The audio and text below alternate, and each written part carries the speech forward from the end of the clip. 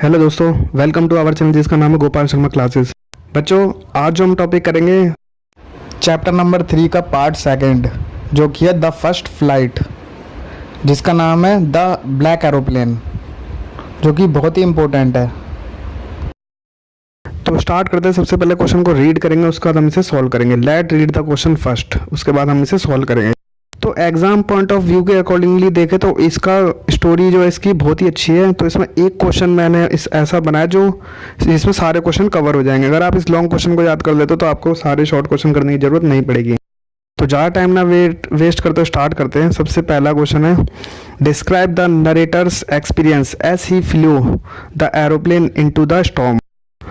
मतलब उसका क्या एक्सपीरियंस रहा था जो एरोप्लेन चला रहा था उस समय में जब वो तूफान में फंस गया था। तो उस सिचुएशन को लिखो। और एक और क्वेश्चन बनता है, I will take the risk. What is the risk? Why does the narrator take it?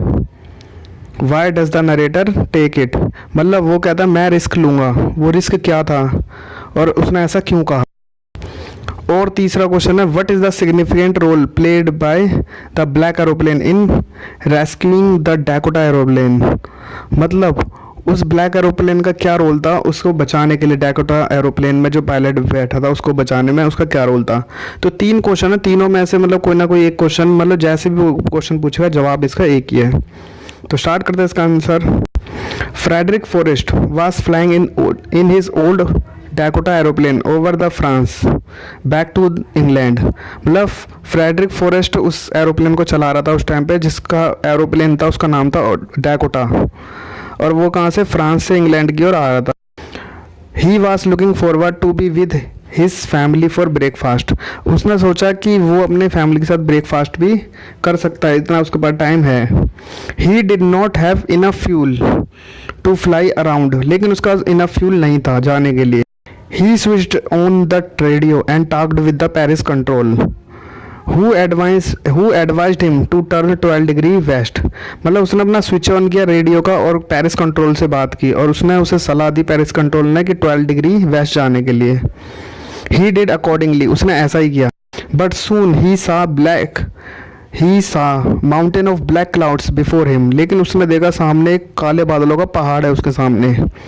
He was troubled, वह डर गया, वह संकट के अंदर गिर गया था। But he decided to take the risk, लेकिन उसने सोचा कि मुझे आगे जाना है। उसने रिस्क लिया और आगे बढ़ने का सोचा। He flew his old Dakota into the storm, वो अपने हवाई जहाज को तूफान के अंदर ही ले गया। In the clouds everything was black, सब कुछ काला था, कुछ नहीं नजर आ रहा था वहाँ पे। His compass, radio and other instrument became dead, मतलब उसके कंपास, रेडियो और बाकी के भी इक्विपमेंट सारे के सारे डेड हो गए। There was no answer from Paris control, मतलब कोई आंसर नहीं मिल रहा था उसे पेरिस कंट्रोल रूम से भी।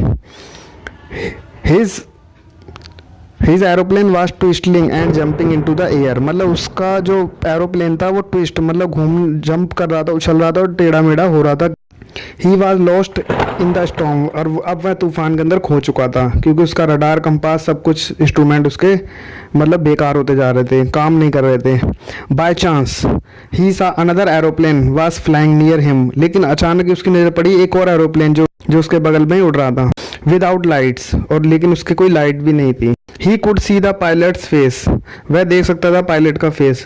Throw his hand he asked to follow him, उसने उसे बोला फॉलो करने के लिए। किसने? ब्लैक एरोप्लेन ने, और इस पायलट को जो डैकोटा में बैठा हुआ था। Forest followed him like an obedient child, और उस पायलट ने, फ्रेडरिक फॉरेस्ट ने क्या करा, उसे उसी तरह से फॉलो किया, आज्ञाकारी बच्चे की तरह। Then he started going down, और वो धीरे धीरे नीचे की ओर उतरने लगा। Dakota was out of the clouds on airport, और वो धीरे धीरे कहाँ पर आ गया? एयरपोर्ट पर अच्छी तरह उसने लैंडिंग कर ली। When he turned to see the black aeroplane nothing was there, लेकिन जब उसने पीछे मुड़कर देखा तो एरोप्लेन कुछ भी नहीं था वहाँ पर। He went to control tower to know from lady, वह गया जल्दी से कंट्रोल टावर की तरफ, लेडी, और वहाँ पर एक लेडी बैठी हुई थी। Who was the other pilot who helped him, उसने लेडी से पूछा कौन सा पायलट था जिसने उसकी मदद करी। शी लाफ्ड, उसने, वो लेडीज हंसी पहले तो। And told there was none, लेकिन वहाँ, और उसने कहा यहाँ पर तो कोई भी नहीं था। शी ओनली सा हिम ऑन द रडार। उसने सिर्फ तुम्हें ही देखा था, मतलब लेडीज ने सिर्फ एक ही एरोप्लेन देखा रडार पर, जो कि तुम्हारा था।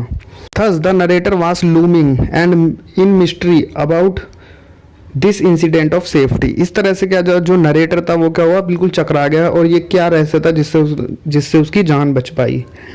तो बच्चों इस तरह से इस चैप्टर की स्टोरी है। अगर आप इस चैप्टर को पढ़ेंगे, रीड करेंगे, उसके बाद इस वीडियो को पूरा देखें तो आपको बहुत ही ज़्यादा बेनिफिट होगा। और किसी भी तरह से चाहे लॉन्ग क्वेश्चन आ जाए, शॉर्ट क्वेश्चन, सबके आंसर इसमें से मिल जाएंगे।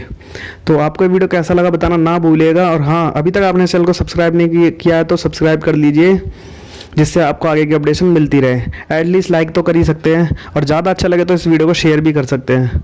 तो मिलेंगे नेक्स्ट वीडियो के साथ, जो कि बहुत ही जल्दी आएगी। टिल देन हंसते रहिए और मुस्कुराते रहिए, देखते रहिए Gopal Sharma classes. Good bye.